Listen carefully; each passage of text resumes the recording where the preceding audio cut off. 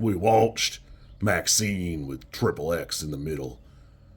I don't know how it can really be a sequel if they don't ever talk about Vin Diesel or none of that. Then none of them their exploits ever come up. But on a serious note, before we begin, she didn't have to do that guy in that alleyway like that. I mean, not like that. She could have killed him or something. I mean, in RoboCop, when they life flight him to like a rather nice hospital, the nurses are still wearing like dresses and stuff. So I need you to think about what medical care in the 80s must have been like, and imagine how the rest of his life probably went, because things were not good for him.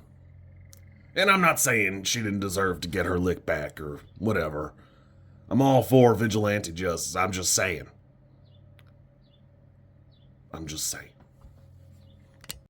I like this movie. I don't know if it's my favorite of the three. I think that X is probably always going to be the top for me. But I had fun.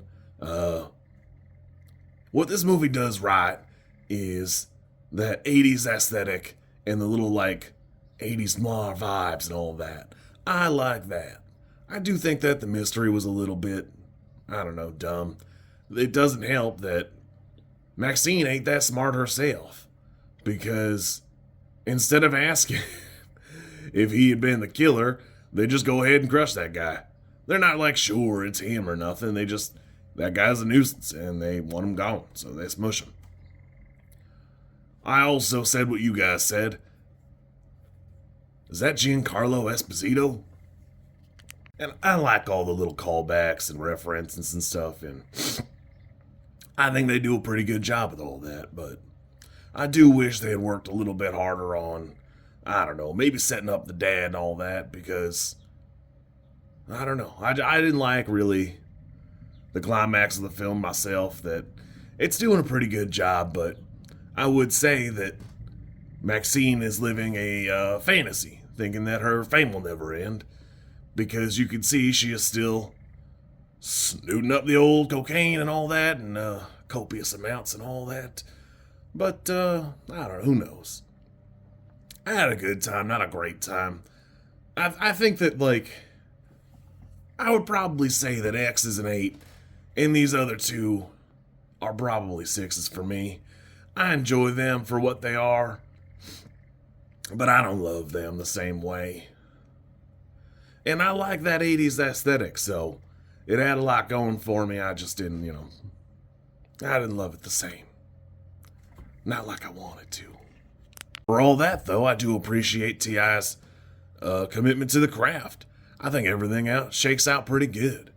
Does a great job of making it look like a movie from the 80s. And I enjoyed it. I think he does a great job. I couldn't really pick out anything I think matched. Little video store jokes, those are fun. Those are good. Yeah, I had a good time. You kids be good? Or don't. I don't really know. My throat's killing me, so this is going to be a short one. If you like this content, I'm supposed to ask you to like, comment, and subscribe. I think I think like is here, and comment is probably down there, and subscribe over there somewhere too, I think.